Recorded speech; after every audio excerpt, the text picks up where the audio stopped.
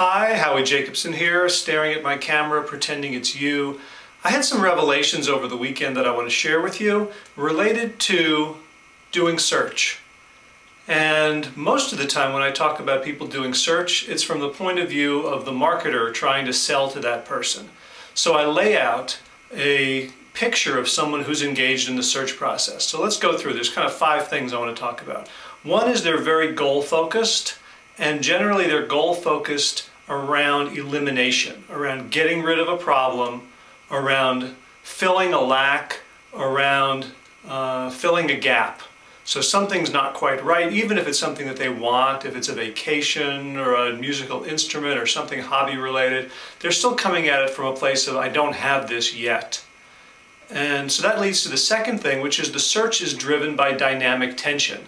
It's like a rubber band has suddenly been stretched, and now that dynamic tension between what they have and what they want is going to compel them forward into the search.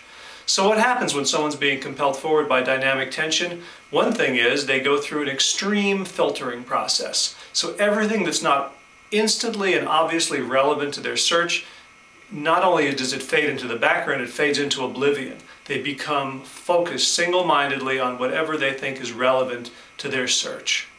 Next thing is, they tend to have the attention span of a clownfish. So we tell people, make sure your landing page captures their attention and interest within 2 to 3 seconds. Make sure your ad stands out right away, because people aren't taking time to read this. They're typing in their keyword, they're looking at the Google search results page for just a couple of seconds, jumping off, going to a website. If it doesn't instantly promise them what they want, they'll go back. So very, very short attention span. And people who get into this habitual feeling of search are never satisfied. They're only happy in dynamic tension, filtering out almost everything, rushing towards what they want. And my revelation over the weekend is that when I'm not careful, when I don't watch it, that's how I go through life. Always with this rubber band compelling me forward. And so what are the costs of that for you or for me if we go through life as searchers? So we're always goal-focused, which means we're always looking at the gap, the lack, or the problem, and we don't stop to experience the gratitude for what we already have.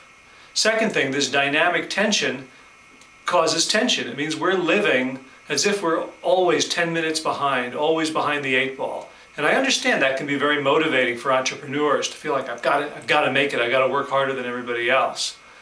But ultimately, I think it's a very disempowering way to live, and if you're not yet in your 40s and you've been doing this for a while, this will catch up to you and it will lay you low. Take it from someone who's experienced that. Third, the extreme filtering. I don't want to be the sort of person who doesn't notice anything except what's immediately in the grasp of my self-interest. I took a walk today and I got a chance to look at the leaves changing color. It's early November in North Carolina.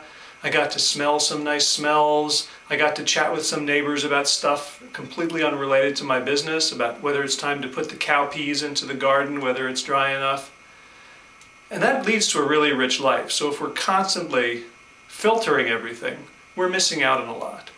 Number 4, the attention span of a clownfish, so that we don't have the ability to go deep. We don't have the ability to think slowly, to allow things to simmer, and to really come up with new insights, new expressions of creativity, new sources within, if everything is always at surface level. And finally, this feeling of never satisfied, of habitually being in dynamic tension, means that we don't even notice it. It just becomes the way we live, as if we spend our entire lives on a treadmill and we don't realize that we have the power to turn it off and we don't have to keep working so hard. So I'm not sure what this is worth. Whether it's me speaking to myself or me speaking to other folks out there, but I did want to share it. My years of selling to people who are in a search mode has apparently not sensitized me to what it's like to be in that mode until I just very recently thought about it. So if you feel the same way or differently, if you think this is funny or foolish, I would love your comments below. If you want more videos like this, you can subscribe to my YouTube channel. It's somewhere up there somewhere. And if you want a lot more, you can visit me on my website, askhowie.com. There's a link below, I believe, and you can sign up to receive alerts and when I do new videos. So thanks so much for watching, and I hope to see you in the next video.